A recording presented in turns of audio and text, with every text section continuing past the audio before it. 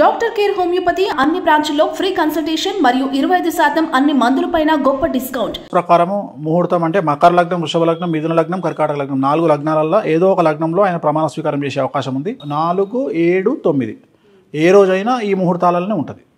అంటే ఉదయం 9:09 నుండి 11:15 లేదా ఈవినింగ్ 5 నుండి 8 మధ్యలో ఉంటుంది. ఇప్పుడు నేను చెప్పిన లగ్నాలనే ఉంటుంది. ఏ లగ్నంలో ఉన్నా ఏది ఉన్నా మళ్ళీ నేను చెప్పిన ఇన్సిడెంట్ అయితే జరగక మానవు. అందుకనే జాగ్రత్తగా ఉండాలి.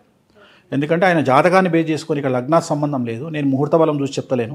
ఆయన జాతకంలో ఉన్న యోగాన్ని బట్టి జాగ్రత్తగా ఉండమని చెప్తున్నాను. ఓకే, అటు చూస్తే బీఆర్ఎస్ పార్టీలో కేసీఆర్ గారికి కారాగారం లేదంటే న్యాయపరమైన చిక్కులు అని మాట్లాడారు. నేను కేసీఆర్ గారు ఒక్కరికే చెప్తలేను. తెలంగాణ వ్యాప్తంగా సుమారు 8 నుండి 9 మంది రాజకీయ నాయకులకు, సుమారు 4 బిజినెస్ మ్యాన్లకు, సుమారు ఒక స్వామీజీకి ఈ థ్రెట్ ఉందని చెప్తున్నాను. నేను ఈ న్యాయపరమైన చిక్కులు ఒక స్వామీజీకి కూడా, ఒక సన్యాసి, స్వామీజీ, పీఠాధిపతి, నువ్వు ఏమనుకుంటావో అనుకో, కాషాయం వేసుకునే ఆయన ఎవరో కావచ్చు.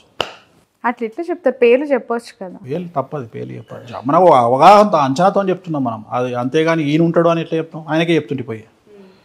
సో ఒక అంచనా. ఇప్పుడు 8 మంది పొలిటీషియన్స్ అని చెప్పినాము. అందులో ఉంటారు. కే అనే పేరు ఉండొచ్చు, టీ అనే పేరు ఉండొచ్చు, సి అనే పేరు ఉండొచ్చు, బి అనే పేరు ఉండొచ్చు. మీకు తెలుసు కదా ఎవరు అని చెప్పి? నాకు తెలుస్తుంది. చెప్పొచ్చు కదా. ఇంటర్వ్యూ అయిపోగా నీతోనే మాట్లాడతా. నేను ఆల్రెడీ గెస్ట్ చేశాను. సో ఇంతమంది రాజకీయ నాయకులు అంటున్నారు, ప్రముఖులు అంటున్నారు, అంటే రాష్ట్రంలో ఇకపై పరిణామాలన్నీ చాలా రంజుగా ఉండబోతుంది. మామూలుగా ఉండదమ్మా. ఐమాక్స్ స్క్రీన్లో చూడొచ్చు. తెలంగాణలో డెడ్ పాలిటిక్స్, ఏపీలో ఎప్పుడు యాక్టివ్ పాలిటిక్స్. అసెంబ్లీ స్టార్ట్ అయినా కాకపోయినా నిమిషం ఒక బ్రేకింగ్ న్యూస్తో జర్నలిస్టులు ఉరుకులు పరుగులు ఏపీలో. కానీ తెలంగాణలో అట్లుండేది కాదు. 10 సంవత్సరాలు కూడా ప్రతిపక్షం అనేది కొంత అనుకున్న మెజారిటీలో లేదు కాబట్టి వన్ సైడెడ్గా కేసీఆర్ గారి ప్రభుత్వం మంచి పాలన అందించింది. అవుట్రైట్గా ఇక్కడ ప్రశ్నించే వాళ్ళ యొక్క సంఖ్య తక్కువగా ఉంది అని భావించే వాళ్ళు ఉండేవాళ్ళు. సో ఇప్పుడు అది రివర్స్ అవుతుందా? ప్రశ్నించే వాళ్ళ సంఖ్య కంటే భయపడే వాళ్ళ సంఖ్య ఎక్కువ ఉంది అని నేను అనుకున్నా. అలా కంట్రోల్ చేశారేమో మేబీ. నేను అదే చెప్తున్నా కదా. I love KCR.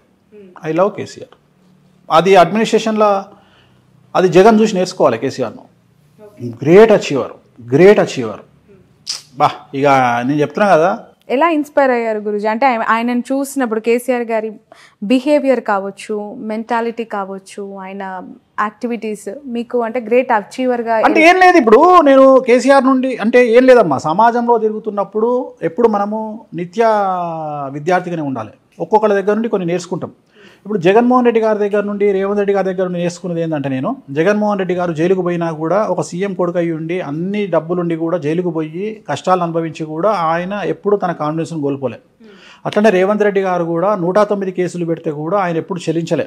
ఆయన టార్గెట్ సీఎం పదవే. సో అట్లా ఉన్నారు కాబట్టి వాళ్ళు అచీవర్స్ అయ్యారు. వాళ్ళు అంత హార్డ్ వర్క్ చేయకపోతే చాలామంది ఏదో ఉత్తుత ఇవాళ వేణుస్వామి వచ్చి టీవీ ముందర కూర్చొని మాట్లాడలే. ఒక టంగ్ స్లిప్ అయ్యి నోరు జారితే 30 ml అన్నట్టుంటుంది కథ. టీవీలో టెలికాస్ట్ అవుతుంది. గుర్తుంది కదా? గుర్తుందో మర్చిపోయినా మనం. గుర్తుంది. మరి అట్లుంటుంది కథ. మనం ఒక్కసారి ఎయిర్లోకి వెళ్ళిపోయింది అనుకో, వాయిస్ ఆడుకుంటారు జనాలు. అట్లనే కేసీఆర్ గారు అడ్మినిస్ట్రేటర్ అయిన తర్వాత రాజశేఖర రెడ్డి గారి దగ్గర ఉన్న గొప్పతనం ఏంది అంటే, పెద్ద ఆయన దగ్గర ఉన్నది ఏంటి అంటే ప్రేమతో సరెండర్ అయ్యేవాళ్ళు. పెద్ద ఆయనకు కేసీఆర్ గారికి భయంతో సరెండర్ అవుతారు. తేడా అది. రాజశేఖర రెడ్డి గారు ప్రేమతో సరెండర్ అయిపోతారు. ఇదే భయం అక్కడ కూడా ఉండేది, కానీ ప్రేమతో సరెండర్ అయ్యారు. ఈయనకు భయంతో సరెండర్ అయ్యారు. మొత్తం మీద నువ్వు భయమో ప్రేమలో సరెండర్ కావడం ముఖ్యం. ఆధీనంలో ఉంచుకోవడం. నాకు అది నచ్చింది. ఆ కమాండ్ చేయడం అనేది గొప్ప విషయం. ఏకఛత్రాధిపత్యం ఇక అంతే. ఇక ఏకఛత్రాధిపత్యం. సరే ఇప్పుడు రేపు వచ్చిండా రాలేదా తర్వాత ఏమైతే దశాచిత్రం. అరే ఆడు దశ తిరిగిందిరా. నిజంగా దశ తిరిగింది. అయింది 2014 నుండి 24 వరకు ఈ కింగ్ అంటే కింగ్ లెక్కనే బతికిండు. పెద్ద ఆయన రాజశేఖర రెడ్డి గారు కూడా కింగ్ లానే బతికారు. సౌత్ పాలిటిక్స్కి సంబంధించి వీళ్ళు గుర్తుంచుకోవాల్సిన, వీళ్ళ పరిపాలన గుర్తుంచుకునే విధంగా ఉంటుంది అనటానికి చాలా అంశాలు ఉన్నాయి.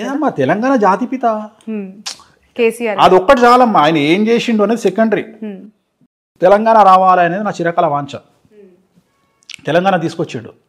ఆయన సీఎంగా ఉన్నా లేకపోయినా ఆయన తెలంగాణ జాతిపిత, అచీవర్ అంతే. నాకు తెలంగాణ ఇచ్చిన జాతిపిత అంతే. ఇంకా ఆయన పేరు అది చరిత్రలో నిలిచిపోతుంది. ఇక అది మామూలు కాదు కదా. ఆయన సీఎంలు ఇవన్నీ వేస్ట్ మాటలు. ఆయనకు ఉన్న బిరుదు ముందు, జాతిపిత అనే బిరుదు ముందు, తెలంగాణ జాతిపిత అనే బిరుదు ముందు ఇవన్నీ ఇంకా పక్కకు పోయినట్టే. సో ఈ బిగ్ అచీవర్. ఇంకా వేరే వాళ్ళతో కంపేర్ చేస్తే ముఖ్యమంత్రుల పాలన వేరు. ఇప్పుడు చంద్రబాబు నాయుడు 1994 నుండి 2004 వరకు 92లో ఫైనాన్స్ మినిస్టర్గా నేనే కూర్చోబెట్టిన, 94లో సీఎంగా నేనే కూర్చోబెట్టిన, 98, 99లో నేనే సీఎంగా కూర్చోబెట్టిన. ఇవాళ కూడా ఈనాడు పేపర్ తీస్తే ఫ్రంట్ పేజీలో నా బొమ్మ ఉంటుంది చంద్రబాబు నాయుడు గారితో. ఇప్పటికి కూడా మీరు చూస్తే చూడవచ్చు ఆ ఫోటో. సో అప్పుడు నేను నా కళ్ళతో చూసిన is a big achiever, big administrator. ఆయన వస్తుంటే ఐఏఎస్లో కూడా భయపడ్డటువంటి సిచ్యువేషన్ నేను చూసిన. అదే చంద్రబాబు నాయుడు గారిని 2014లో చూడలేకపోయినా, ఎందుకంటే తర్వాత ఆయనకున్న చరిష్మ పోయింది. కానీ ఆ 10 ఏళ్ళు ఆయన అడ్మినిస్ట్రేషన్ చేసింది, అదొక చరిత్ర. అట్లనే రాజశేఖర రెడ్డి గారు ఆ రాజసం దోతిలో కూడా, ఆ రాజసం పంచకట్టులో కూడా ఆ రాజసం ఎవరు చేయలేరు. అట్లనే కేసీఆర్ గారు అడ్మినిస్ట్రేషన్ ఏంటి అంటే భయపెట్టైనా సరే అట్లా నిలబెట్టారు. సో అది ఆయన స్పెషాలిటీ. సో వీళ్ళందరూ చరిత్రలో నిలిచిపోయే మనుషులు.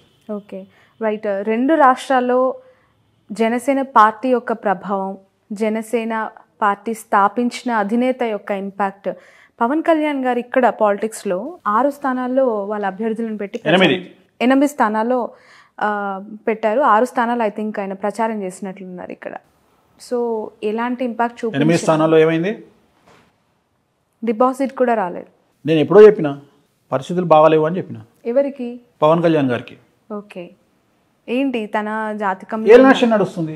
ఓకే, 2025 వరకు ఏలినాశనం నడుస్తుంది. ఇవాళ ఆంధ్రప్రదేశ్లో ఆయన ఇండిపెండెంట్గా కొట్లాడుంటే ఇవాళ మెయిన్ అపోజిషన్ అవుతాడు. రేపు పొద్దున 24లో జగన్ గారికి వ్యతిరేకంగా ఫైట్ చేస్తే ఆయనకి 20 నుండి 25 సీట్లు వచ్చి ఆయన అపోజిషన్ ప్లేస్లో కూర్చుంటుండే. ఓకే. సో మనం చెప్తే నేను అదే చెప్తున్నా, మన మాట వినాలే అనే రూల్ ఎక్కడుంది? ఎవరిష్టం వాళ్ళది. ఓకే.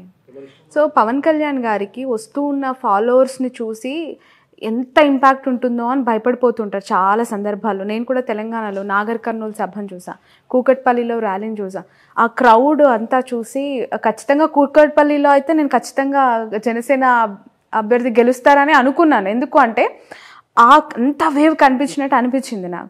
బట్ గ్రౌండ్లో అలాంటి పరిస్థితి ఏమీ లేదు. అభిమానం వేరు, ఓటేయడం వేరు. ఎందుకు అది ఇక్కడనే కాదు, ఓటుకి ఎందుకు కన్వర్ట్ అవ్వట్లేదు పవన్ కళ్యాణ్ గారు? ఆ మాటకు వస్తే మన భారతదేశ ప్రధాని ఎవరు ఉండాలి? రాహుల్ గాంధీ గారు కాదు, రజనీకాంత్ కానీ అమితాబ్ బచ్చన్ కానీ ఉండాలి. మీరు ఇటు కంపారిజన్. ఓకే, వాళ్ళిద్దరే ఉండాలి. అప్పుడు భారతదేశానికే కాదు, ప్రతి స్టేట్ సీఎం ఒక సినిమా యాక్టర్ అయి ఉండాలి. అంతే కదా. హయ్యెస్ట్ జనాలు ఎవరికి వస్తారు? తలైవకి వస్తారు. రజనీకాంత్ వచ్చిండు అనుకో, జనాలందరూ వచ్చి నిలబడతారు రోడ్డు మీద. మరి ఆయన ప్రధానమంత్రి కావాలి, అమితాబ్ బచ్చన్ రాష్ట్రపతి కావాలి.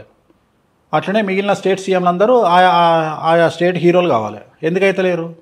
ఎన్టీ రామారావు తర్వాత ఎందుకు అంత అవుతుంది?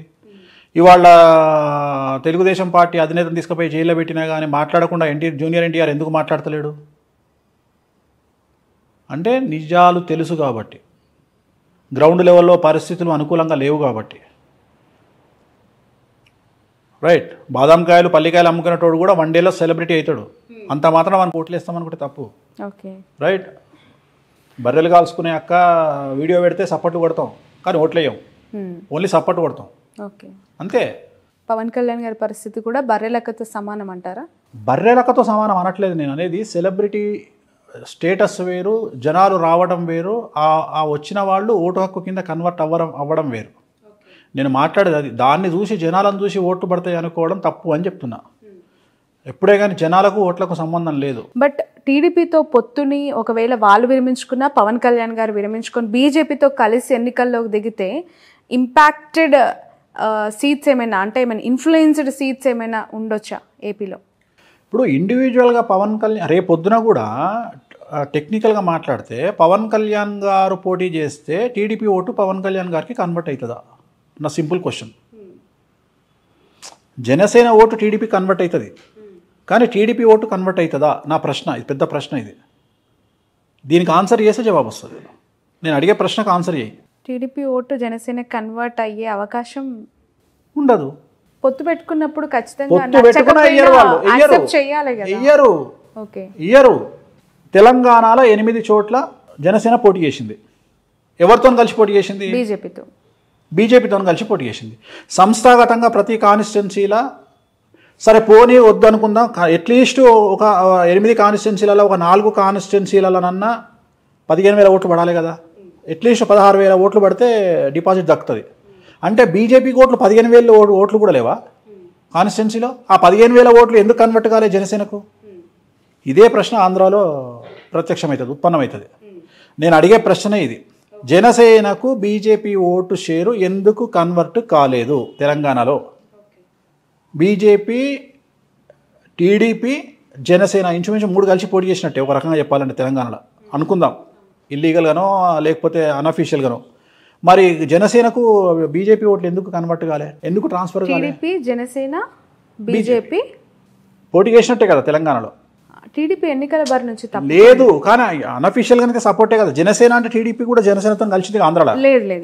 ఇప్పుడు ఇక్కడ టీడీపీ ఎన్నికల నుంచి తప్పుకొని వాళ్ళ కార్యకర్తల్ని లేదంటే ఆ పార్టీ సింపథైజర్స్ ని ఎటువైపు మళ్ళించింది అంటే గాంధీ భవన్ వైపు మళ్ళించింది.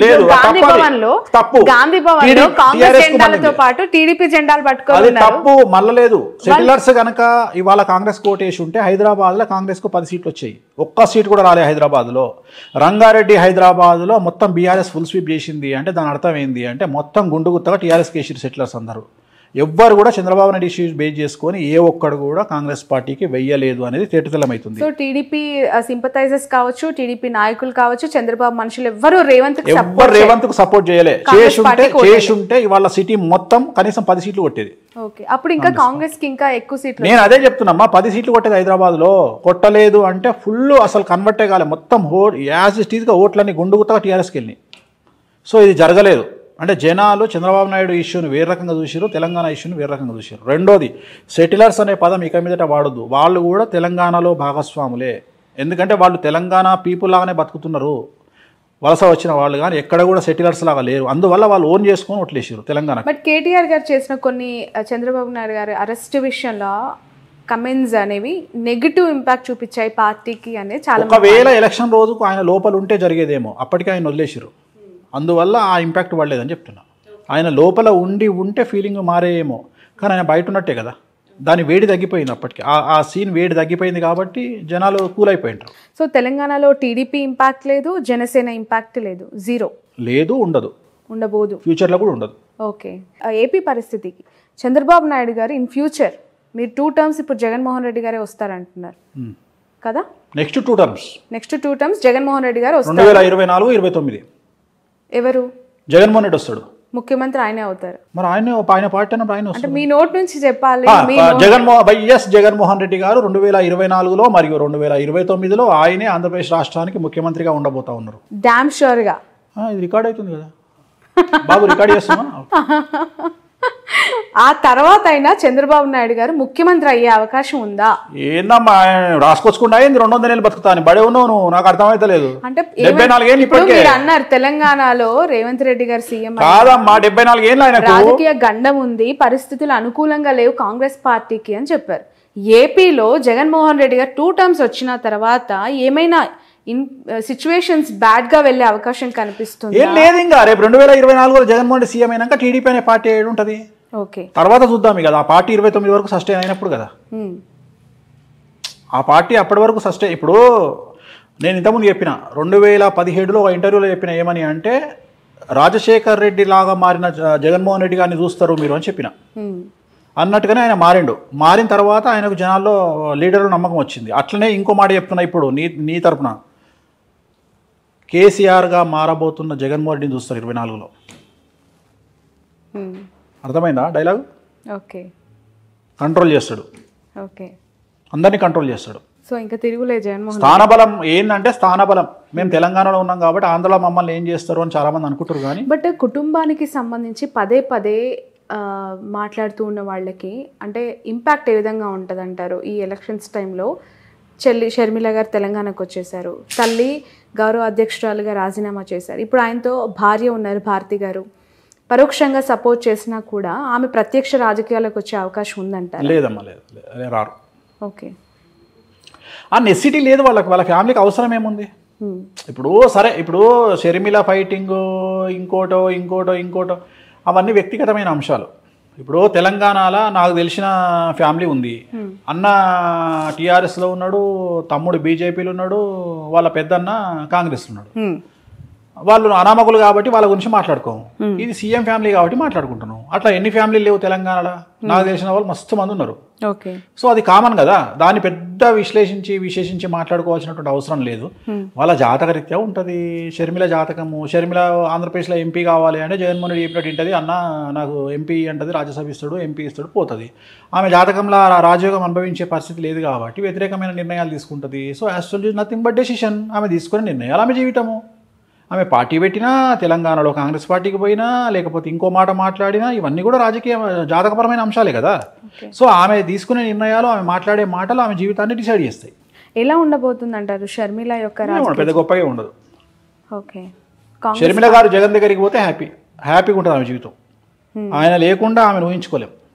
వెళ్ళే అవకాశం ఉందంటారు? ఎందుకంటే నీకు బాగా క్లోజ్ అమ్మా, నాకు తెలుసమ్మా, నీకు అమితమైనటువంటి ప్రేమ, నీకు చాలా క్లోజ్ షర్మిల. ప్రొఫెషన్ వేరు, వ్యక్తిగత మామూలుగానే అంటున్నా తల్లి, చెప్పట్లేదు. చాలా మందికి ఏంటంటే, ఇప్పుడు నేను మీకు డీకే శివకుమార్ అత్యంత సన్నిహితుడు అంట, కానీ ఆ సన్నిహితం ఎంతవరకు ఉండాలో అంతవరకే. షర్మిలమ్మ గారు పార్టీ పెట్టినప్పటి నుంచి టిల్ టుడే ప్రతి ఒక్క పొలిటికల్ యాక్టివిటీ పైన నా కవరేజ్ ఉంది. అండ్ ఒక మహిళ, ఇప్పుడు కల్వకుంట్ల కవిత గారు అవ్వచ్చు, ఇటు మన షర్మిల గారు అవ్వచ్చు. ఇప్పుడు షర్మిల గారి గురించి మనం ఇప్పుడు కాదు, పార్టీ పెట్టిన రోజు నుండి మాట్లాడుకుంటున్నాం. నేను ఎప్పుడైనా పాజిటివ్గా మాట్లాడినా? ఓ మొత్తం ఇరగదీస్తుంది అని చెప్పినా, 1% ఇంపాక్ట్ కూడా ఉండదని చెప్పిన. నిజమైంది కదా. నేనేం మాటలు మార్చట్లేదు కదా. మీరు ఆ రోజు కూడా నువ్వు ఆమె దగ్గర ఇంటర్వ్యూ తీసుకొని వచ్చిన మరుక్షణం నేను చెప్పిన ఏముండదు తల్లి, అంత నార్మలే ఉంటుంది పరిస్థితి అని చెప్పిన. అంతే తప్ప నేనేం గొప్పగా మాట్లాడ. అంతలాగా ఒక పాదయాత్ర, నిజంగానే చెప్పాలి, ఒక మహిళగా ఆమె చేసిన పాదయాత్రని నేను కల్లారా చూసిన వ్యక్తిగా కష్టం వేరు, చాలా చాలా బాధపడ్డాను ఆ రోజు. ఎందుకు అంటే పక్క రాష్ట్రంలో అన్న సీఎం గా ఉన్నారు, ఇక్కడ ఒక మహిళ ఒంటరిగా ఎందుకు ఈ పరిస్థితి వచ్చింది? మోరోవర్ అన్న గెలుపులో ఆమె పాత్ర ఉంది, ఆమె భాగస్వామ్యం ఉన్నప్పుడు ఇక్కడ ఎందుకు పెట్టింది అనేది నాకు పదే పదే రేజ్ అయిన క్వశ్చన్. దానికి ఇప్పటివరకు నాకు ఆన్సర్. జాతకపరమైన విశ్లేషణ అంతే, వాళ్ళ వ్యక్తిగతమైన నిర్ణయాలు. Actually is nothing but decision. అదే చెప్తున్నా కదా. ఆ నిర్ణయం ఎందుకు తీసుకున్నారు అంటే దానికి మనం ఏం చెప్తాం? ఇప్పుడు మన గ్యాప్స్ అనేవి ఉన్నాయంటారా? ఖచ్చితంగా నాకు కుటుంబం పట్ల అవగాహన లేదు, వ్యక్తిగతమైనటువంటి అంశాల జోలికి నేను వెళ్ళను. నేను జాతకపరంగా మాట్లాడతా. నేనేమంటా, ఇదే షర్మిల గారు నా దగ్గరకు వచ్చి, అనిల్ గారు నా దగ్గరకు వచ్చి, ఏమండి ఒక మాట మాకు ఒక ఐడియా అడ్వైజ్ ఇవ్వండి అంటే, ఎంబడే మీ దుకాణం బంద్ చేసి జగన్ గారిని కలవండి అని చెప్తా. ఎందుకు? అక్కడ పోయి కూర్చుంటే మీకు ఆల్రెడీ ఏదో పదవి ఇస్తాడు, హ్యాపీగా ఎంజాయ్ చేస్తారు లైఫ్, ఒక సీఎం చెల్లెగా లైఫ్ ముందుకెళ్తుంది. ఇంత కష్టాలు మీరు పడాల్సిన అవసరమే లేదని చెప్తా నేను. కానీ వాళ్ళు మనం అడగరు, మనం చెప్పాం, అయిపోయింది. సో ఇట్లనే astrology is nothing but decision. వారసులకి సంబంధించిన ప్రశ్న ఇది. కేసీఆర్ గారు ముఖ్యమంత్రిగా 2 టర్మ్స్ చేసిన తర్వాత ఇప్పుడు గెలిచి ముఖ్యమంత్రి పదవికి రాజీనామా చేశారు. కానీ కొడుకును ముఖ్యమంత్రి స్థాయిలో సొసైటీలో ప్రొజెక్ట్ చేశారు. నెక్స్ట్ 5 yearsలో కేటీఆర్ గారు ఆ స్థాయిలో ఎమర్జ్ అవుతారు పీపుల్లో అనేది ఒక మాట వినిపిస్తోంది. చంద్రబాబు నాయుడు గారి వారసుడు లోకేష్ గారి గురించి ప్రస్తావిస్తూ ఉన్నారు. లోకేష్ గారు ముఖ్యమంత్రి అయ్యే అవకాశం కానీ, పాదయాత్రను మరొకసారి దిగ్విజయంగా నాన్ స్టాప్గా స్టార్ట్ చేసి ఎండ్ చేసే పరిస్థితి కానీ, పీపుల్స్ లీడర్గా ఎస్టాబ్లిష్ అయ్యే అవకాశం కానీ ఉందా అని చెప్పి. ఇక ఇండివిజువల్గా చెప్పగానే ఇద్దరికి లేదు, ఇద్దరు ముఖ్యమంత్రుల కొడుకులకు లేదు. ఒకటే ఆన్సర్లో 2 సమాధానాలు. ఇటు కేసీఆర్ గారు అబ్బాయి కేటీఆర్ కానీ. బట్ కంపారిటివ్లీ ఈరోజు ఇప్పుడు కూడా సిరిసిల్లలో ఆయన మళ్ళీ విక్టరీ